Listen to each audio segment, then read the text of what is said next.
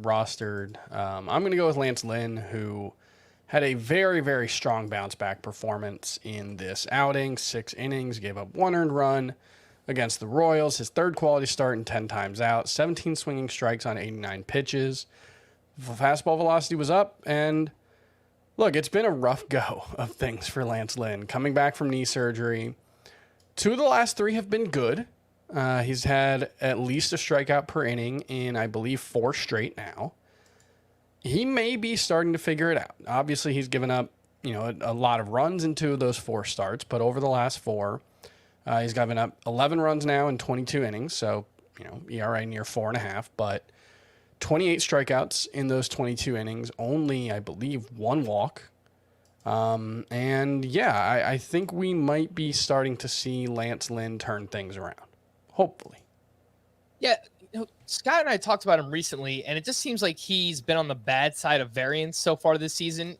Look, there's been times where he hasn't pitched well. There's no doubt about that. His velocity has been down for most of the season, but his underlying numbers are actually better than they've been in years past. So it just seems like, again, bad variance right now. ERA is, ballooned for Lance Lynn, but the underlying numbers, it depends which underlying numbers. He is getting hit very hard. He gave up, what is that? They do the little fireballs on Baseball Savant for the hard hit balls, and I like the graphic, but it makes it hard when you're counting. Just he gave up 8 hard hit balls today, which is that's an okay number. It's not great. It's not terrible.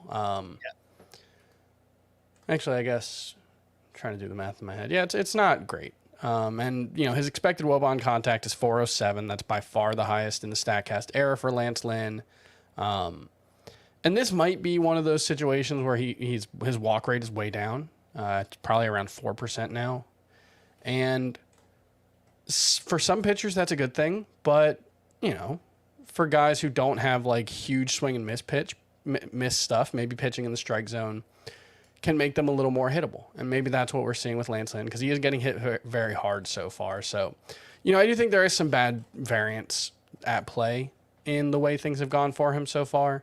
But he's also, I think, earned a lot of what's gone wrong for him. The question moving forward is how much of that is just, hey, he's a 35-year-old starting pitcher coming off of knee surgery, bigger guy, it's possible that he just needed some time to figure things out. And the past 4 starts, granted, 2 of them weren't great, but the strikeout to walk rate, again, 28-1.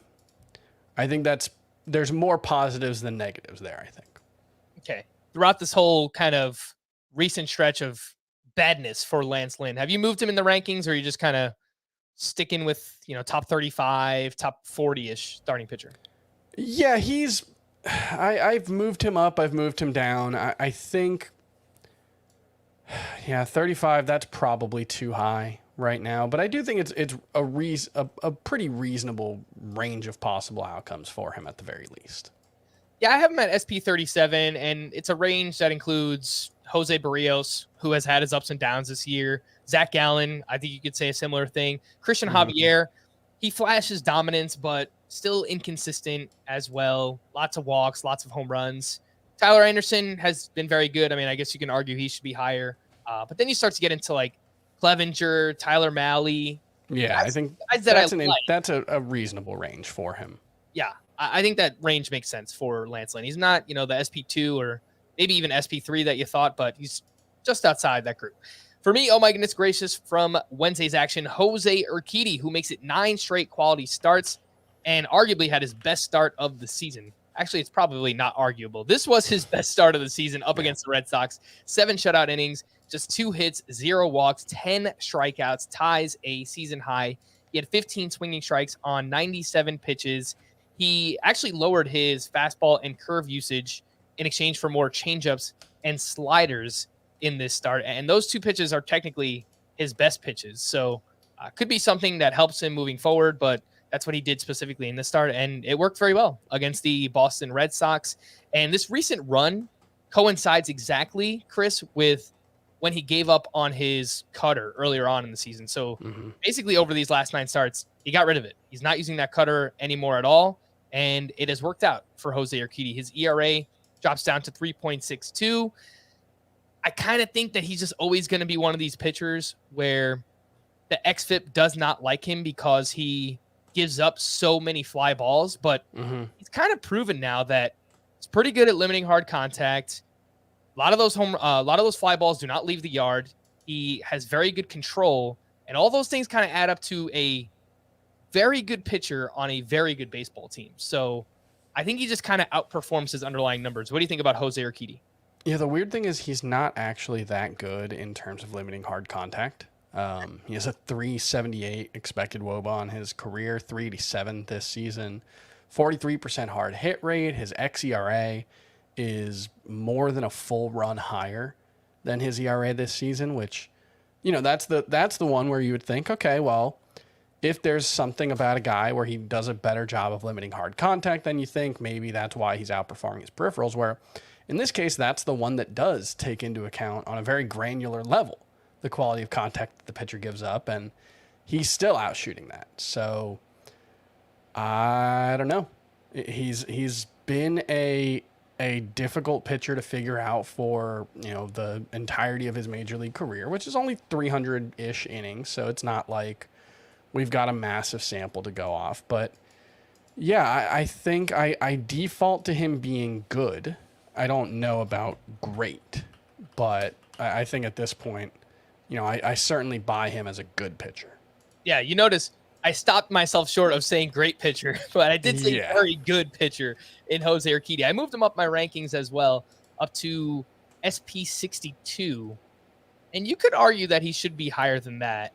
He's right around Merrill Kelly, who I kind of think is similar, like pitches to contact, but Jose Urquidy is on a better team. So maybe I should bump him up a little bit higher, not giving him the credit that he deserves. But look, he's now made how many? He's pitched in 53 games in his career, 51 starts. He's got a 3.66 ERA and a 109 WHIP. That's a very good pitcher in Jose Urquidy. So, he's kind of one where I think maybe I just brush those underlying numbers under the rug and just say, let's just look at the results. There's something about him that has allowed him to outperform his peripherals so far. Dare I say the name, Chris? Marco Estrada. An Estrada Ian performance from Jose Urquidy so far this season. He allows so many fly balls, but not a lot of walks. So even when he gives up home runs, it's not like he's getting hurt that bad because he's not really allowing a lot of base runners. Gets a lot of pop-ups too. His home run to fly ball ratio is not bad in his career. 11.4%. Like, that's fine. No, that's the thing, is that if you're going to go up a lot of fly balls, you have to do a good job of limiting home runs on those fly balls. And one of the key ways to do that is to get a lot of pop-ups, and that's what he does. He gets, for his career, he gets a pop-up on 9.1% of his batted balls. That's a really good mark. Major league average is 7.1%. So, yeah, there's something there. Mm-hmm. I think we're always going to be kind of late to the party ranking these guys. Martin Perez is a different pitcher.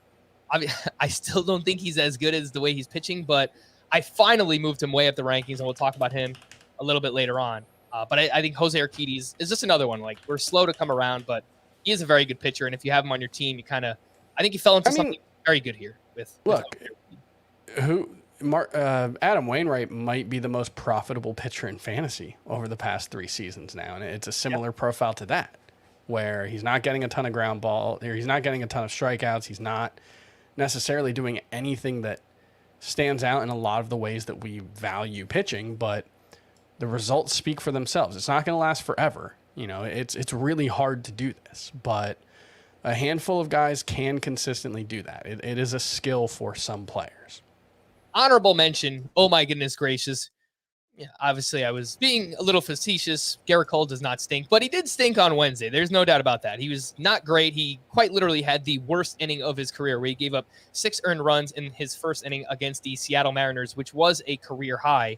And after that, he settled down. So he goes 6 innings, 6 earned runs allowed. He had 8 strikeouts. He had 23 swinging strikes on 103 pitches. He gave up 3 home runs. All of those came in the first inning. he's just not the ace that he was before. And this is kind of something we've said a lot, or at least I have, about Gerrit Cole, is he's not going to be the pitcher that pitches to like a mid-twos ERA. I don't think he's going to have this crazy dominant, far and away the best pitcher season that we've seen. I don't think he's going to be that pitcher anymore. I think he's going to be he's going to be an elite pitcher, but just not elite in the level that we've seen before. And I think we're kind of seeing that this year, Chris. Home runs have been a little bit of an issue. He's now given up 5 or more runs 5 different times this season. That's just a little bit more than you'd want your SP1, your ace on your team to do. So I still think he's very good. He's just not as good as he once was, which I think makes sense. He's getting a little bit older. You are muted, sir. Yeah, and there's the sticky stuff of it, and there's the playing at Yankee Stadium of it, and there's the, all kinds of factors that have changed since the peak of Gerrit Cole's career. But I still think, given the number of innings he throws, the number of strikeouts he gets you, the fact that, really, like 85% of the time, he's going to be excellent based on how the last couple of seasons have gone. It's just been like a handful of starts consistently. And right now he's going through a funk. There's no doubt about it.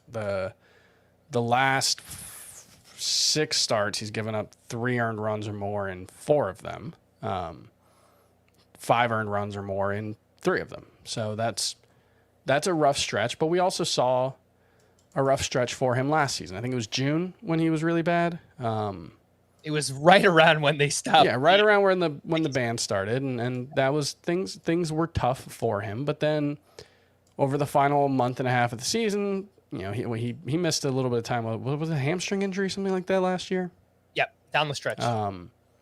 But his final 9 starts, 51 innings, 67 strikeouts, 3.5 ERA. Like it's like you said, it's not going to be the Corbin Burns, sub 2 or low 2s ERA. I don't think he's that guy anymore, but he's still such a steady source of innings and strikeouts and wins that it's mostly, I'm willing to overlook it. If you want to argue that Corbin Burns is the best pitcher in baseball now, I think that's fine. I don't necessarily have a problem with that. All right. I think this is kind of one of those therapy things, Chris, where I think if people have Gerrit Cole, they just kind of want to hear us cope with them, because there's no doubt about it. Just acknowledge that he had a bad start. Yes, that's what people want. He's a first round pitcher, and he has a 3.56 ERA. Like, that's a little underwhelming. It's frustrating. If someone's frustrated with that. Let's move over to some hitters. Miguel Vargas made his debut here on Wednesday night, and it was a very strong debut. He was the DH for the Dodgers. He was batting 7th in this game. He went 2 for 4 with a double, 2 RBI. He also stole third base, which I thought was pretty interesting. 0 strikeouts in the game. The double, 106 miles per hour off the bat, 396 feet. It was to right center field, so like to see that approach early on from a young hitter. 33% rostered is Miguel Vargas. Only 5 games next week. I think we still kind of have some question marks about the playing time. So I don't know if I want to use him next week in a 5-game week, and maybe he even sits out one of those games. But at 33% rostered, Chris, I really want to add Miguel Vargas and just see where it goes.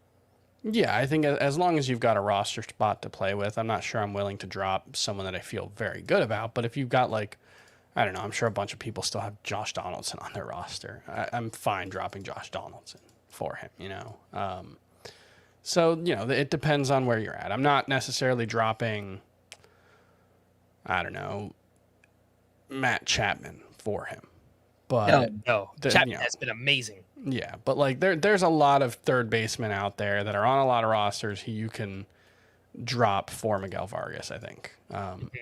That being said, we don't know what the long-term role is in addition to the short-term role. We don't know how long he's going to stay with the Dodgers. This is a team that, they've been willing to call top prospects up and not play them every day. And they've been willing to call top prospects up and, not stick with them. So there's no guarantee that he's going to work out down the stretch, but he's a very intriguing player. I think I'm a little, like, I know Scott has him as the number 7 player in his midseason update. From what I've read of Miguel Vargas, I'm a little more bearish on him, just because it doesn't sound like the raw power is quite there to match up to, some of the gaudy numbers that he's put up in the minors. And then that's always a concern for me. I think Dylan Carlson's another example of a guy like that in the minors who, we've seen disappoint a little bit in the majors. So that would be my concern, but that's not enough to make me say you shouldn't add him. For what it's worth, our buddy the Welsh, who we had on recently, he recapped the MLB draft here with Chris. He's running these prospect mock drafts, or I guess it's real drafts right now, just to kind of round up some ADP and get like thoughts around the industry on certain prospects. And Miguel Vargas went 9th overall in the draft that I'm in. So there's other industry people that are pretty excited about Miguel Vargas as well. And I don't want to sell him short. Obviously, like, he's a prospect. The sky is the limit for him. But even if he doesn't hit that power potential, Chris, I kind of feel like a 270 plus batting average, 20 homers, 10 to 15 steals from the third base position. Like, that would be pretty awesome. Just like a really good profile for a third baseman for fantasy. So I do like him. I think that's it could be more. It's a weird comp because it's a different type of player. Ke'Bryan Hayes' issue isn't necessarily a lack of raw power. It's a lack of putting the power into play, but it could be a similar profile to that. Yeah, that's what I was thinking. Hopefully a better batting average than Ke'Bryan Hayes. I was thinking more power, too, than Ke'Bryan Hayes. He just puts the ball on the ground so much. It limits him. So I agree. I like Miguel Vargas. I would like to add him right now. Just kind of eyeballing my rankings here. I initially slotted him in at 28, which seems very low. I have him behind Ramon Arias and Josh Rojas and Wilmer Flores, but all those guys are playing relatively well right now. If the problem is dropping him like for Donaldson or I guess even Max Muncy or Ke'Bryan Hayes, is that you would have to play him right away. And I don't know if I want to do that. So if one of these guys is occupying a bench spot for you or your utility bat, then sure, I would make that swap. But I just don't know if I want to play him right away. Sure, that's fair. That's my take here on Miguel Vargas. A couple other waiver wire hitters from Wednesday. Andrew McCutchen went 2 for 5 with 2 doubles and his 8th stolen base of the season. He is 60% rostered, and he's been like really good over the past 2 months. And I'm still surprised that he's 60% rostered. I feel like that number should be higher, but maybe it's just people are lagging behind because he's an older player, not that exciting, yada, yada, yada. Trey Mancini, his first game with the Astros, he went 1 for 4 with his 11th home run. And he hit a homer to over that short porch in left field. I think he's going to love Minute Maid Park. Yeah, that's 320 expected batting average on that home run. So. It looked like a pop-up, and it went out. I mean, it went 377 feet, so I don't want to. Yeah. But, yeah, he hit it. It was a very steeply hit home run. Yeah. But Scott talked about this. He had 10 home runs on the season playing in Camden, and if he played all of his games in Minute Maid Park, he would have had 22 home runs based on his batted balls. So I think big days are coming for Trey Mancini. Jarred Kelenic went 1 for 4 and hit his 4th home run of the season. It came off of Gerrit Cole. He did have 3 hard hit balls in this game. He's 42% rostered. And then Alec Thomas has slowed down recently, but then I feel like this has happened with Thomas already, where he slows down and then he just has another big game off of a well-known pitcher. And he just kind of reminds you, like, yes, I have upside still. Don't forget about me just because I'm a rookie. Thomas went 2 for 4 with a double, hit his 8th home run. All of that damage came off of Shane Bieber, which just seems very impressive for me. 48% rostered is Alec Thomas, and even more notable, 7 games next week, 3 of those in Coors Field. Chris, how do you rank these 4? McCutchen, Mancini, Kelenic, Alec Thomas.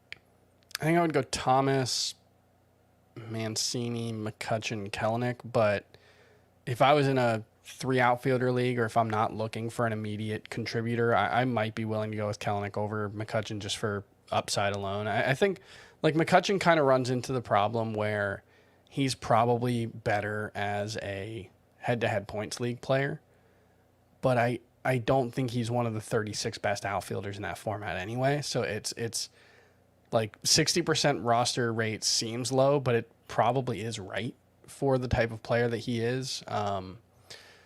And Kelenic,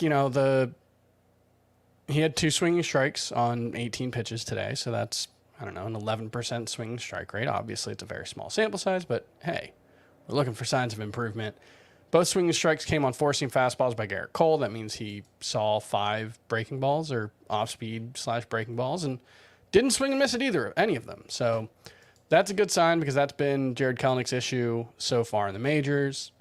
there's still, even as much as he's struggled, there's no doubting the talent. You know, he's hit balls a long way. He still has one of the hardest hit home runs by a left-handed hitter all season. So I remain intrigued. You know, we'll see what happens if Julio Rodriguez gets healthy enough to play. But yeah, for now, I think Kelenic is definitely worth a look. I'm going to rank them Trey Mancini, McCutchen, Alec Thomas, and then Kelenic. Kelenic, I just kind of worry once Julio is back and Mitch Haniger getting ready to return. Will he have a spot to play every day? Absolutely. He's been striking out a lot since getting called up again too. But I heard what you said, obviously, about not swinging and missing against Gerrit Cole. It's very impressive and just signs, good signs. We need to see more of these from Jarred Kelenic. For what it's worth, in Roto category leagues this year, Chris, McCutchen is the 130th ranked player overall, and he's better than JD Martinez, Cody Bellinger, Michael Harris, who obviously hasn't spent all of his. Yeah, Cody Bellinger. That's not surprising. Yeah, that's fair. I'm just looking for names at this point. He's been better than Brian Reynolds, so like McCutchen's been pretty good, like regardless of format. So I don't want to sell him short, even in category leagues. But yeah, I just like I think he's fine to have around in a Roto league. It's just he would make more, like if there were 5 outfielder head-to-head points leagues, that would be the sweet spot for Andrew McCutchen's value. That I agree with, and I kind of wish we could make that the standard too, right? Like that's my. I like the Roto lineup more than the head-to-head points lineup. I love head-to-head points. I feel so cramped. It's like watching college basketball. Like the 3-point line's so close. I just feel like there's no room to operate. Yeah. I need a little more room I need a little more flexibility with my roster. There's too many waiver options. Like everyone's team is stacked. In Tout Wars, it's a head-to-head points league. We do have Roto style lineups, so it's I like that. It's pretty cool. It's like you start 7 starting pitchers, 2 relief pitchers, and then of course 5 outfielders, corner, middle, 2 catchers, and I like that as well. A couple of names in deeper leagues. Oscar Gonzalez has returned recently for the Guardians. He went 2 for 4 with his 3rd home run. It's only his 2nd game back. He had 3 hard hit balls in this game, and we spoke about Oscar Gonzalez earlier in the year, and he was making a lot of loud contact. He does not walk at all. He puts the ball in play. Doesn't strike out much either. Kind of interesting. Oscar Gonzalez, 18% rostered. And then Luis Garcia, just another shout out. We spoke about him yesterday. He went 2 for 5 with 2 RBI. His 3rd straight multi-hit game. He's 21% rostered. Chris, what do you think about Oscar Gonzalez and Garcia? I really like Oscar Gonzalez. He's one of those guys who, I don't know if he hits the ball in the air enough, but he hits the ball hard. 90th percentile max exit velo, 90.5 average exit velocity. He's athletic, 91st percentile sprint speed. So, he's the kind of guy who does a lot of things well. And that, I think, could make him a pretty useful fantasy option. I don't know in your 12-team standard, even Roto leagues, how much value he has. But, I think he's at least worth considering in the 12-team Roto format, and certainly anything deeper than that. Yeah, I think in particular, if you need a batting average power combination, I feel like Oscar Gonzalez might be able to provide something like that. So I'm definitely interested in 5 outfielders. He reminds me of Harold Ramirez, which is not a name that a lot of people would view as a compliment, but I always liked Harold Ramirez, and he was actually playing very well before he got hurt. Yeah, he sure was. I wanted to mention a gentleman named Luke Williams, who plays for your Miami Marlins, Chris. He went 3 for 3 with 3 steals. You don't need to add him anywhere. Maybe NL only if you need steals. But he has 9 steals on the season, 91st percentile in sprint speed. Just a name to remember later on. Like if the Marlins start shutting people down and Luke Williams are just kind of throwing him out there every day, wouldn't surprise me if he just goes out there and steals 10 bases over the final 2 months. So look, he's played 46 games at AAA. He's got 16 steals. That's like a 45 steal pace, and he was at a 35 steal pace in AA as well. I don't think he's good at anything else, but he is fast. And the Marlins have let guys run. That's true. Maybe we've got a John Birdie 2.0 on our hands. The name there, Luke Williams, if you need speed. Rankings, risers, and fallers. We haven't done this in a while, and I was out, honeymoon, marriage. Admittedly, been kind of tough to get to the rankings, but I made a huge update here on Wednesday. Chris, I know you were making some moves as well, so let's talk about some of those. The rankings risers for you: Nico Horner, Andres Jimenez, Spencer Strider, and Felix Bautista. Yeah, Nico Horner is someone who I have liked all season, and I've kind of tried to drag you and Scott kicking and screaming into liking him, and I'm not really sure what you guys dislike about him. Yeah, he doesn't hit for much pop. That's fair. But he seems like one of the better bets for batting average, and he does it without being a 0 in stolen bases. He's got 10 of them in 87 games. He had 5 in 45 games last season. So I think there's legitimate chance that Nico Horner is a 10 to 12 homer, 20 to 25 stolen base guy who's very good in batting average. And, that's not a superstar player, but like Gene Segura has been getting drafted for a decade doing that. So, I think that's the kind of player Nico Horner can be. And I think that's even at a super deep position like shortstop. I've got him 24th. Shortstop is just incredibly, incredibly deep. But, the guys that I've got ahead of him in the rest of the season rankings, 2 guys are hurt, Jazz Chisholm and Wander Franco, don't really know. And then O'Neal Cruz. So I'd probably rather start Nico Horner than O'Neal Cruz right now. Although it is worth noting O'Neal Cruz just every day does something freakish. Yesterday it was a 440-foot home run off a pitch that was like 5 inches out of the strike zone with like one hand. And today I think he had another 430-foot homer. And he's on a 33 homer, 21 stolen base pace for 150 games. So even though he's striking out 56% of the time, O'Neal Cruz is still doing a lot of good things for fantasy. But I think Nico Horner is overlooked and deserves more credit than he has gotten. I think that's fair. So I'm looking at my rankings now. I have him 27th at second base, and that's behind Colton Wong, Josh Rojas, Gavin Lux, Max Muncy. He's 19th at second base for me. Muncy, I keep dropping Muncy. I guess it depends. I've got him way ahead of Muncy at this point.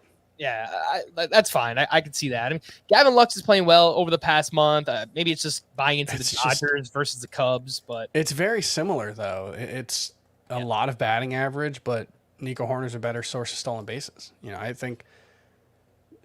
Does Gavin Lux have more home runs than him?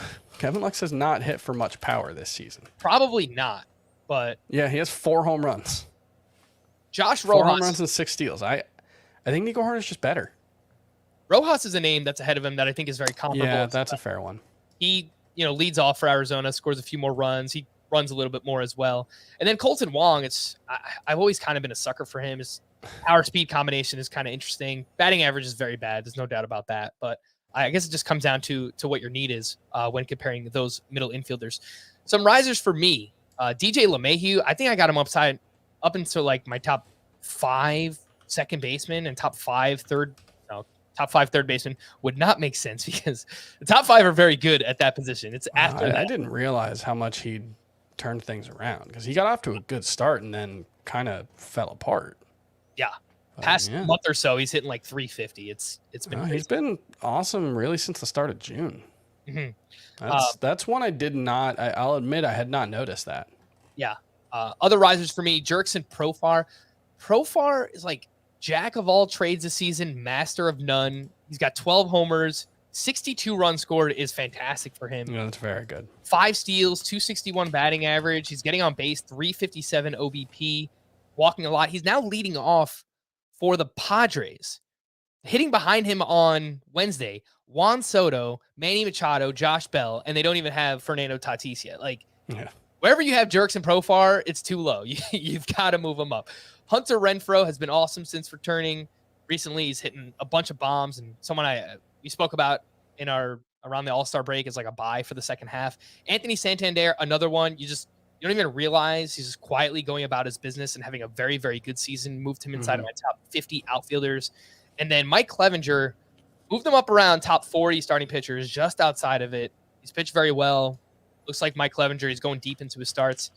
And Reed Detmers, another one. We talk about him a lot recently. Moved him inside of my top 60 starting pitchers, throwing his harder slider, more swinging strikes, more strikeouts in general. I worry a little bit about the workload down the stretch. Maybe the Angels shut him down because they're not really playing for much. But for the time being, as long as he's out there, I'm pretty interested in Reed Detmers. So I don't know how much of a concern that is for Reed Detmers. I guess I haven't looked, but he's thrown 88 innings so far this season. He's got a career high. I mean, going back to college, he threw 113 innings in 2019. So I don't really think he's a shutdown candidate. He only threw 75-ish innings last season, but I don't know how much of that, like, it's tough with minor league pitchers because last season, remember, the minors didn't start until a month later, but they weren't just sitting around. You know, they went from spring training to the alternate site, and I'm sure teams are including that in their, you know, internal calculations because they were playing games. You know, it's like the 2020 alternate sites. They were playing, you know, inter-squad games, but those will still count for whatever they're.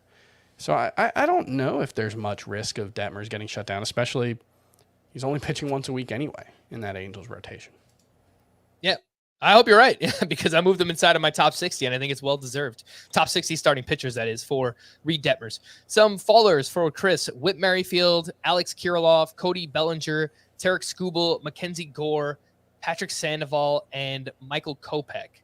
When it comes to Merrifield, Chris, is it a combination of unvaccinated with the Blue Jays, question marks about his playing time, or is it also performance related? A bit of all the above. I mean, he just really hasn't. He's shown a little bit. I think he hit like 270 in the month of July. Since the start of, I think, May, he's basically been Whit Merrifield. It's like a 265 batting average. Yeah, he hasn't been. It's the batting average. Like that's where he used to be super helpful, and now he's just kind of average. But yeah, it's mostly, I don't know if he's going to play. Like, I assumed when they traded for him that they had gotten some indication that Whit Merrifield was like, all right, yeah, I will get vaccinated. And for what it's worth, you know, there were the weird comments where he said, like, maybe if we had something to play for, I'm paraphrasing, but that was essentially what he said, is that if we had something to play for, blah, blah, blah. So I think it's not an unfair assumption, but he hasn't done it yet, which means that he probably can't play for, even if he got it today, he probably can't play for 2 weeks because the I'm not sure exactly what the standard is, but I believe I read that it was 15 days after you get the first dose is when you can get the second dose, and then you have to be cleared. So, there's not that much time left. You know, there's 2 months left in the season. He might not be able to play, even if he gets it right now. You know, he might miss 25% of the rest of the season. That's a lot. Yeah, no, it's a good point, and one that I hadn't really considered. Now I'm pulling up the Blue Jays schedule just to see how many home games they're next. I think they're on the road right now for the next 2 series, and then they have 2 series at home, and then they go back on the road.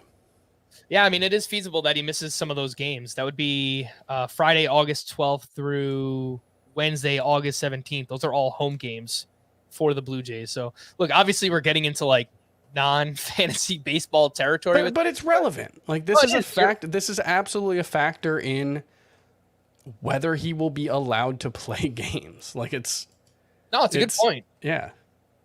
And, you know, I made the huge rankings update. I didn't really move him just because, again, he's kind of been Whit Merrifield since the start of May.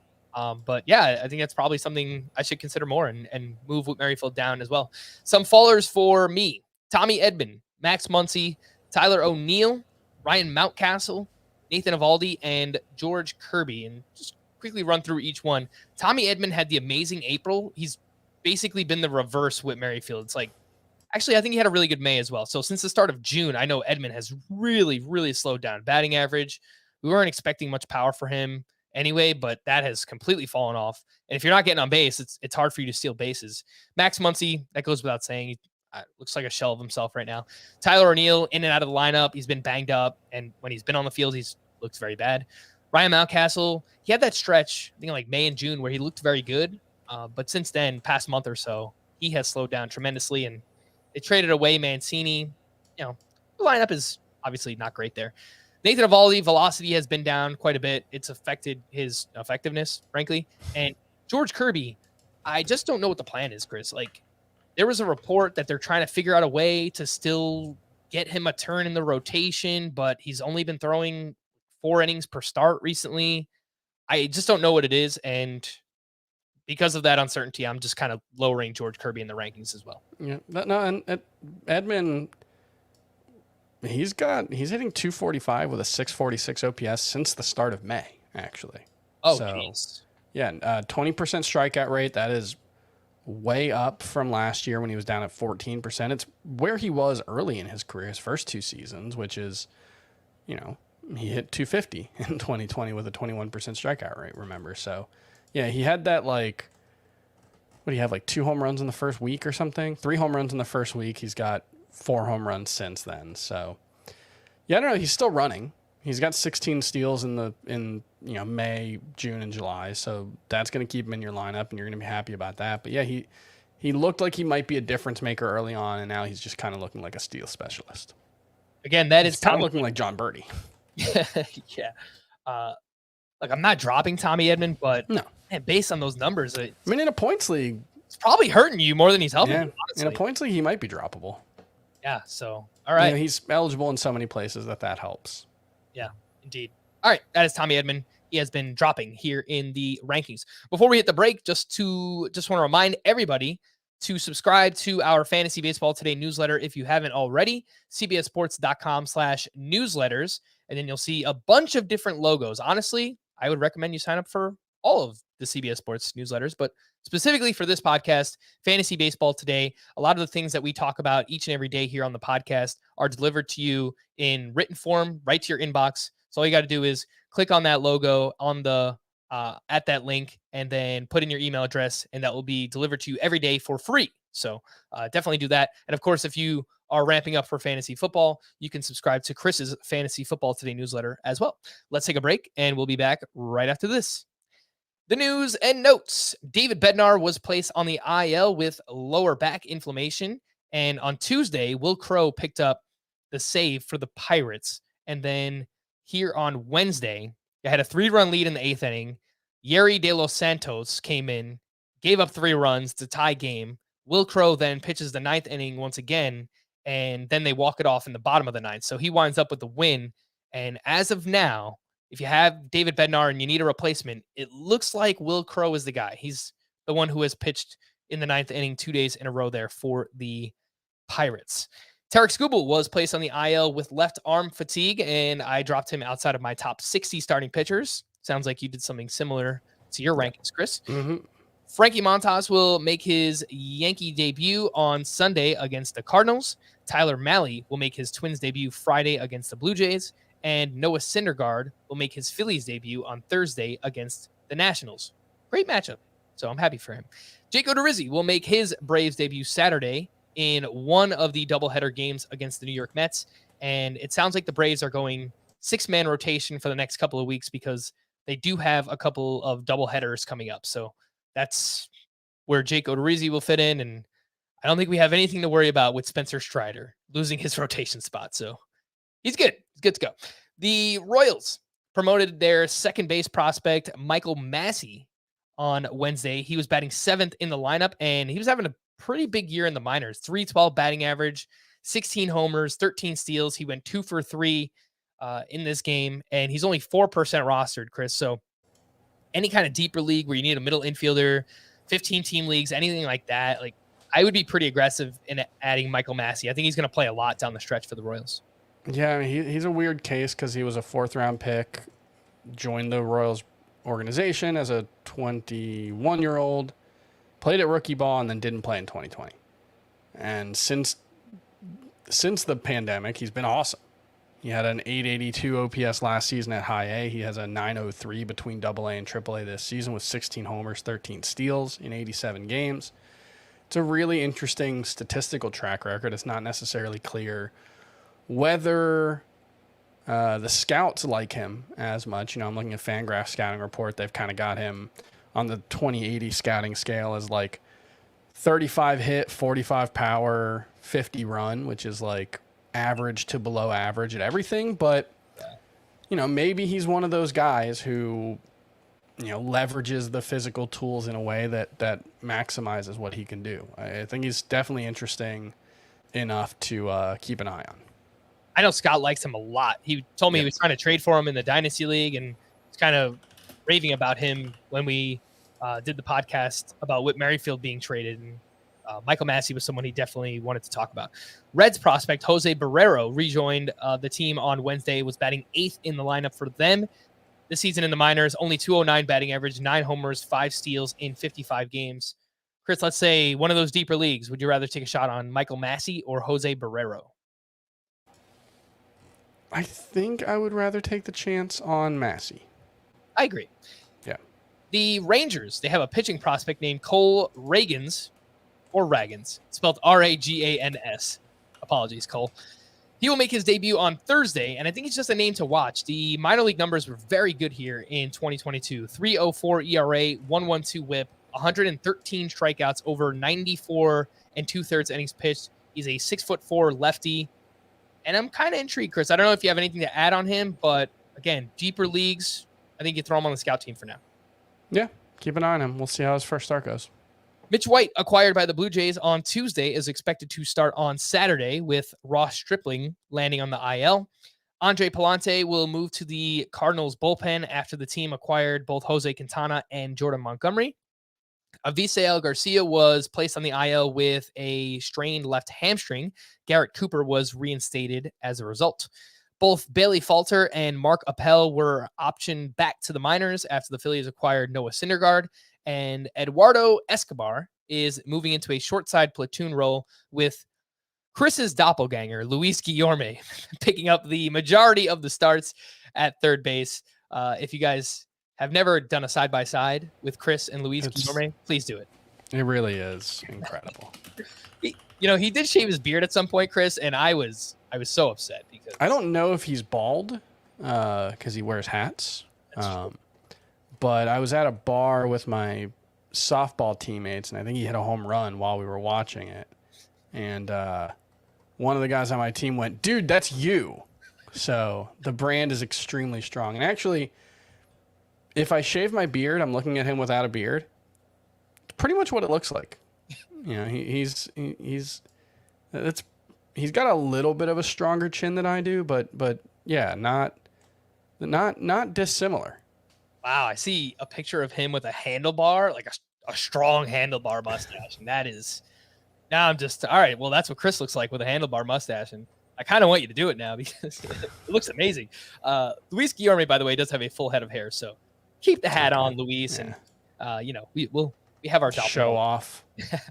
Some waiver wire pitchers. It was a pretty light day in terms of these options, but the ones that did emerge: Yusei Kikuchi, another decent start since returning. He was at Tampa Bay, 4 innings, 2 runs, 5 strikeouts, did have 11 swinging strikes on 74 pitches. And since returning, he has ditched his cutter. And in this start, he threw his changeup 24%, which is a very good thing. His changeup has a 104 batting average against, and it's his best whiff pitch. So I'm kind of intrigued by this pitch mix change for Yusei Kikuchi. He is 36% rostered. Looks like he might be in line for 2 starts next week against the Guardians and at the Orioles. James Kaprielian, another solid start at the Angels. 5 1/3, 1 run, 4 strikeouts. And over his last 6 starts, he has a 1.90 ERA.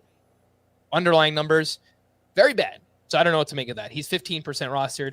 And the last one here, Kyle Bradish. 2 solid starts in a row since returning. He was at the Rangers, 5 innings, 1 run, 5 strikeouts here, and he's 4% rostered. Looks like he has 2 starts next week against the Blue Jays and at Tampa Bay. Chris, what do you think about Kikuchi, Kaprielian, and Kyle Bradish? I don't think there's much there with Kaprielian. Bradish, more like badish. 23% CSW in this start is pretty mad. Even with, he had 12 whiffs and still on 93 pitches was actually a decent whiff rate and still ended up with a 23% CSW rate. So that's pretty bad. I don't think there's a ton there. Kikuchi is clearly the most interesting of them, and maybe that's just because I've been a Yusei Kikuchi truther for years and years and years. But yeah, I think getting rid of the cutter, probably not a bad thing. That just has never been a great pitch for him. So we'll see. It's not like his regular fastball and his slider have been great pitches for him either. So, I'm not exactly sure expectations should be high, but he's certainly talented. And I appreciate his willingness to tinker, and, maybe he'll figure out a mixture that works. Look, the Blue Jays have done a really good job figuring pitchers out the past couple of years. Obviously, Robbie Ray comes to mind. They've done a great job with Kevin Gausman this season. Barrios, a little up and down, but for Kikuchi, I understand why you'd be skeptical. Like, maybe you don't want to throw him out there, but maybe add him and see where it goes, because we have seen stretches where Kikuchi looks very, very dominant for fantasy purposes. Freddy Peralta made his long-awaited return, and he was at the Pirates. The results, not great, but I know, Chris, you usually don't look at results for a pitcher making their return. He went 3 2/3, 2 runs allowed, 3 strikeouts. His fastball velocity was up nearly 2 miles per hour in this start, so you like to see that. What I don't love here, Chris, is that he completely changed his pitch mix. Less fastballs and sliders, more changeups and sinkers. So it was more of a diverse pitch mix, like threw 5 different pitches in this one: 4-seam, slider, curveball, changeup, sinker. And that's not what we've seen from Freddy Peralta. Obviously, last year was far and away his best season, and he did that relying solely on the fastball, the slider, and the curveball. So I just kind of thought this pitch mix change was kind of weird. What do you think? Yeah, it's something to keep an eye on, with the changeup. He throws the changeup over the past 2 seasons about 10% of the time. So it's not a nothing pitch for him, but it's certainly not, been one of his great weapons. However, it was quite good last year. 234 expected WOBA allowed, 31% whiff rate. This season, it's had a good whiff rate as well. So, I don't think it hurts him, and it's, potentially the kind of thing that I hand to God, it's August 4th. The trade deadline just passed. I can't eyeball the Pirates lineup and tell you how many of those guys are righties or lefties at this point. I know O'Neill Cruz is. I'm sorry. Just looking at the names, it's hard to tell. So it could have just been a situation where they had a bunch of lefties in the lineup, and that's why he threw the changeup more. It's also the case that it was 67 pitches total. And so it's one of those where if he throws 3 extra changeups, all of a sudden his changeup usage rate is 6% higher or 5% higher or whatever the math would end up being. And it's like, it might not necessarily be meaningful, So I'm not too worried about anything here. I'm excited that Freddy Peralta was back. He only threw 67 pitches, so hopefully he works his way up. And I'm just excited to see him back. I expect he'll be very good moving forward. Now that he's hopefully completely healthy, where are you moving him up to in the rankings? It's hard to know that until we know when Peralta is going to be fully unleashed, and the fact that he threw 67 pitches in this one makes me think we're probably still a few starts away from seeing 90 plus pitches. So I'm moving him in the same range as Jesus Luzardo, who I do think Freddy Peralta is a much better pitcher, but maybe he needs to be higher than that. I'll move him right to the edge of the top 60 for now. But he could be someone who really rises quickly. Okay. Yeah, I mean, I've went full bore and I threw him inside my top 40 starting pitchers and just kind of hoping that he's back. Can't really argue with that. Yeah, just hope he's back to being Freddy Peralta. And if that's the case, I mean, he's probably like a top 30 or even top 20 pitcher at that point. Yeah. 2 words for you. Pitchers duel. That's exactly what we got here between Zach Wheeler and our guy, Charlie Morton. Full confession, Chris. I watched every pitch of this start for Charlie Morton. The curse is gone. He was amazing.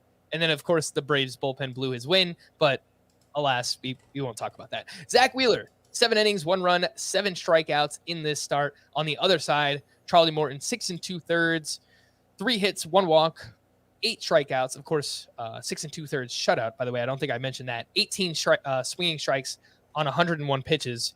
Charlie Morton's last 9 starts, 2.41 ERA, 68 strikeouts over 56 1/3, 13% swinging strike rate.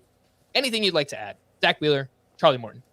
Charlie Morton's back, and it is just fun to remember back to Zach Wheeler having 3 bad starts at the beginning of the season and being worried about him. And really, it was 2 bad starts in his first 3. He has I want to say a sub-2 ERA since those first 3 starts, if I'm doing the math there in my head correctly. If not sub-2, it's got to be close to 2. So either way, I think it's right around 2. Yeah. Somebody asked me here on Wednesday, Chris, if I would trade Shane McClanahan for Zach Wheeler, and I said yes. That's tough. I can't say that I wouldn't. I think I would, given the concerns that just the likely innings gap between the two of them. And this breaks my heart to talk about. I think in a points league especially. I hope his next start out, Shane McClanahan just comes out and he's amazing once again. But there is just a slight worry in the back of my mind because his most recent start, his velocity was down like almost 2 miles per hour on his fastball. So, innings are adding up. I'm kind of worried, like slightly, but I hope he proves me wrong. Pitching standouts. It's funny. That was his 4th most pitches of the season. Yeah. In his 4 1/3 inning start. Yeah. Yeah. Pitching standouts part 1. Sandy Alcantara. He's also very good. He leads baseball with 3 complete games. Technically should be 4, but one of those went into extra innings. So whatever. Marlins. Complete game shutout in this one. 6 hits, 1 walk, 3 strikeouts. Yes, the strikeouts are underwhelming, but he did have 14 swinging strikes in this performance. So maybe a little bit unlucky in the strikeout department. He threw his sinker a lot in this one, 36%. And I feel like there are starts, Chris, where he purposely does that because it allows him to be more efficient. Obviously, if he's throwing the sinker and he's getting ground balls early in counts, it's by default that allows him to go deeper into the start. And I try to watch as many of his starts as I can. Every single time he pitches, the broadcasters say the same thing. He wants to finish every single start that he makes. Oh yeah, he's one of those guys who they'll cut to him in the dugout when he's getting pulled, and he's usually not happy about it. And yeah, when you're going against the Reds, why nibble? Go after them with the sinker. They're not gonna hurt you. So I don't know.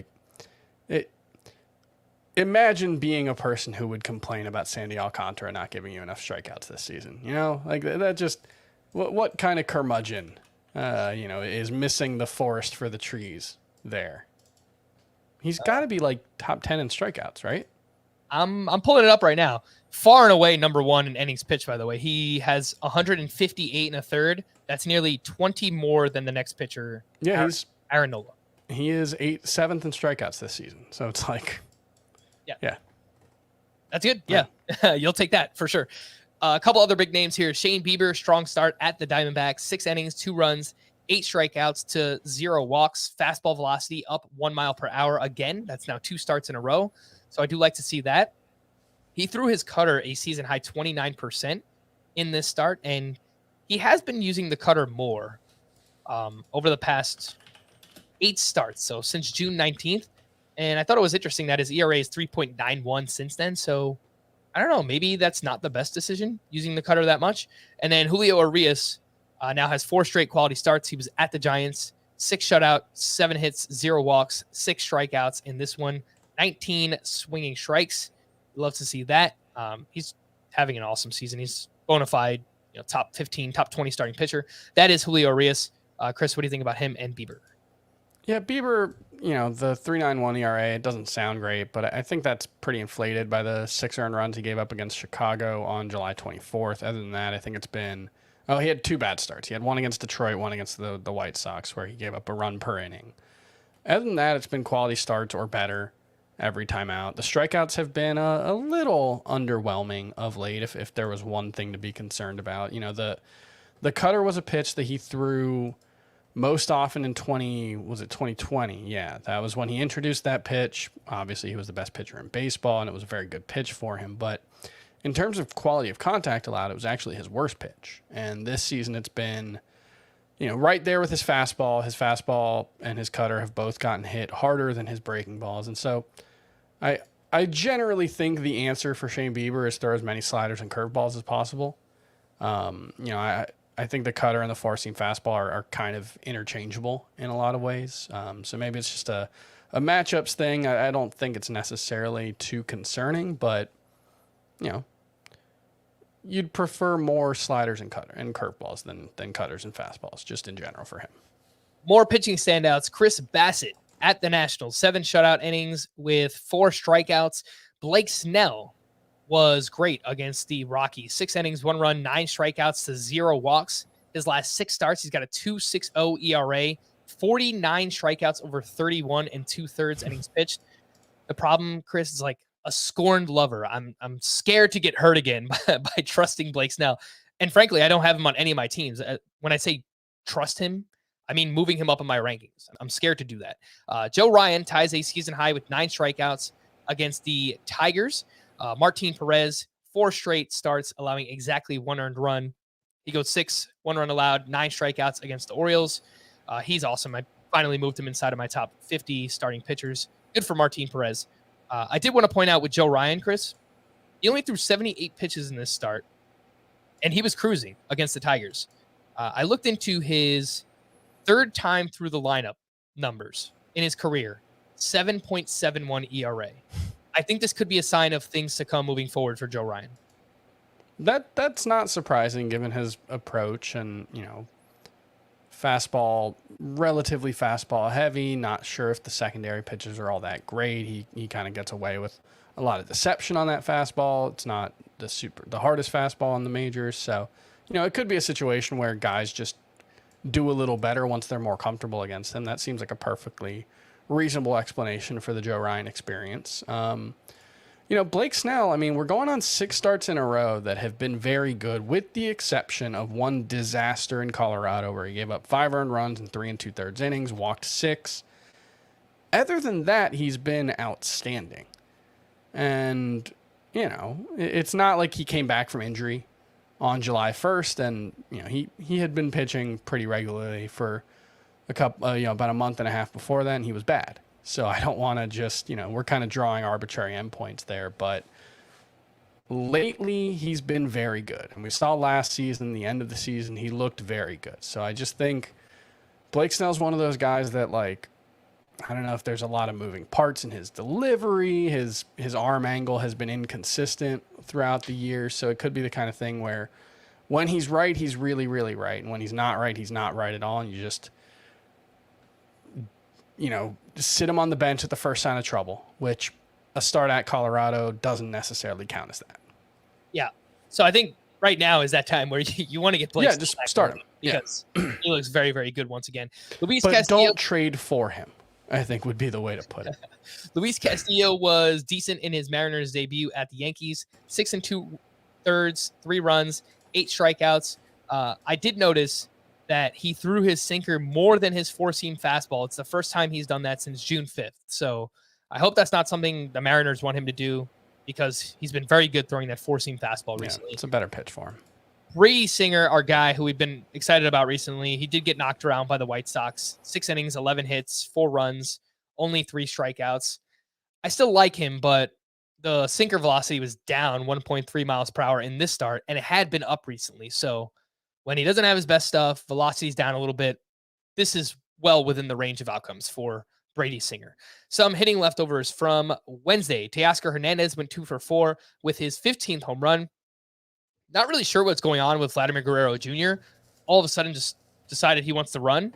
He has 4 steals in his last 7 games. Those are all 4 of his stolen bases for the season. So I don't know. Teoscar Hernandez's numbers are going to end up where we thought they were going to be by the end of the season. It's kind of amazing. He was dreadful for his first 20 games, basically. I don't think he was healthy. I think he... No, he missed most of April and the beginning of May. He came back for 3, he was back for 3 weeks and was really bad, but since he had a little hitting streak that started on May 24th, so a little bit of an arbitrary endpoint, but we like those sometimes.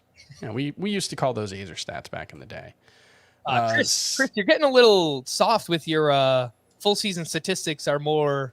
Well, but when you're injured, he was hurt on May 23rd. He was healthy on May 24th. You know how it goes. Oh, of course. The human body is a binomial experience. But anyway, his pace since then, he's hitting 310 with a 911 OPS, 33 homers, 11 stolen bases. That's what we thought. It's probably a little better than what we thought Teoscar Hernandez was going to be, but he's as bad as he was to start the season. I'm going to guess he's going to end up with an OPS right around where he was last season. Nick Castellanos went 1 for 3 with his 9th home run. It was his first homer since June 30th. That is a 26-game home run drought. And yes, he is someone who has been falling down the rankings as well. Eugenio Suarez, back-to-back games with a home run. He's now up to 18 for the season.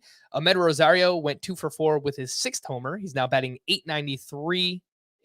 That would be something. He's batting 293 overall for the season. Jose Altuve. A bomb. 450-foot home run for Ahmed Rosario. That's the thing is that, I talked about it, I think in the offseason or maybe early in the season. He was one of those guys that, like, I couldn't quite get out of my mind just because he does have a really high max exit velo usually.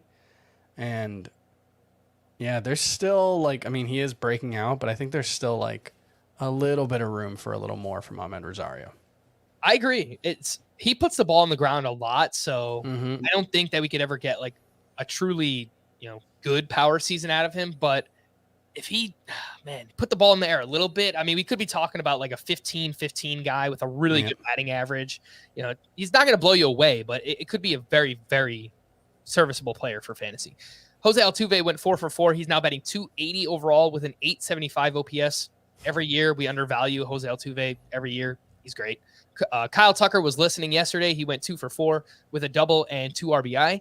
Bobby Witt Jr. went 2 for 4 with his 15th home run. Eloy Jimenez, back-to-back 3-hit games. I mentioned recently, please buy if you can still on Eloy Jimenez. 19 games since returning. He's batting 328, 4 homers, 94-mile-per-hour average exit velocity with a 27% barrel rate. Jose Abreu went 2 for 4 with his 14th homer. He has 3 homers in his last 4 games. Pete Alonso hit his 28th bomb. Brian Reynolds went 3 for 4 with his 16th homer. It was a walk-off home run off of Devin Williams in the 9th inning.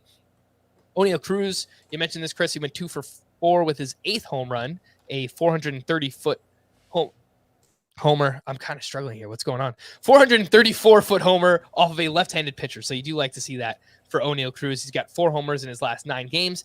And last but not least, the Padres. They were pumped up, man. That stadium was rocking. Sellout.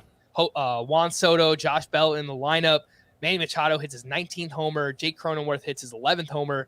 Brandon Drury, the very first pitch he sees as a Padre, grand slam, his 21st home run. I apologize for bringing up your home road splits when playing in Cincinnati because that was awesome. The call to the bullpen for the Phillies, a 2-run lead. Sir Anthony Dominguez pitched in the 8th inning. David Robertson pitched in the 9th, picking up his 15th save. Kind of just think that David Robertson is going to be the closer for the Phillies moving forward. I sure hope so. For the Twins, they had their first save opportunity with Jorge Lopez, and it went exactly how we thought it would. Yohan Duran pitched in the 8th, Lopez in the 9th, picks up his 20th save of the season. For the White Sox, Liam Hendricks pitched a clean 9th for his 21st save, and then some non-save opportunities here. For the Rangers, they were down 4-2. Jonathan Hernandez did pitch in the 9th inning. He gave up 2 runs. I think he's the closer for now, but Joe Barlow is on a rehab assignment, so could kind of muddy things moving forward. For the Orioles, they had a 4-run lead. Felix Bautista pitched in the 9th inning. He gave up a run, but struck out the side. And that one, I think they were leading by 2 and then scored 2 in the top or the previous inning. So yeah, I think he was warming up for a save. Yeah, and they mentioned, Brandon Hyde mentioned that Dylan Tate and Cionel Perez could work into the closer mix. Tate pitched in the 7th inning. Perez pitched in the 8th inning. Felix Bautista pitched in the 9th. So it looks like that is the way things are going for now. We spoke about the Pirates earlier. We let you know what happened there. For the Brewers, Devin Williams, he pitched in the 9th inning in a tie game. He gave up that walk-off homer to Brian Reynolds.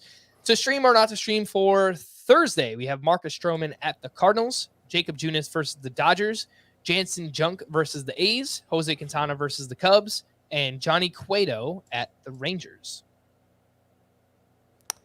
I think Quintana and Cueto are probably the most interesting ones, although I don't know. Stroman, I don't love him against St. Louis, but I don't mind just adding him and not necessarily throwing him in the lineup. Agreed. I don't mind Jansen Junk against Oakland because whatever. It's Oakland. They're the A's. On Friday, we have Justin Steele versus the Marlins, Mitch Keller at the Orioles, Dean Kramer versus the Pirates, Glenn Otto versus the White Sox, Zach Greinke versus the Red Sox, and Madison Bumgarner versus the Rockies. That game is in Arizona. Justin Steele versus Miami. You almost had Mike Minor here on Wednesday, Chris. He pitched well enough. It wasn't a disaster. 3 runs in 5 innings? That's not great, but it doesn't kill you. I think Mitch Keller at the Orioles is fine as well. Yeah, that's fine. Yeah, that's basically it. I was going to say Mad Bum, but nah. Don't start Mad Bum. We're going to wrap there. For Chris, I am Frank. Thank you all for listening and watching Fantasy Baseball today. We'll be back again tomorrow. Bye-bye.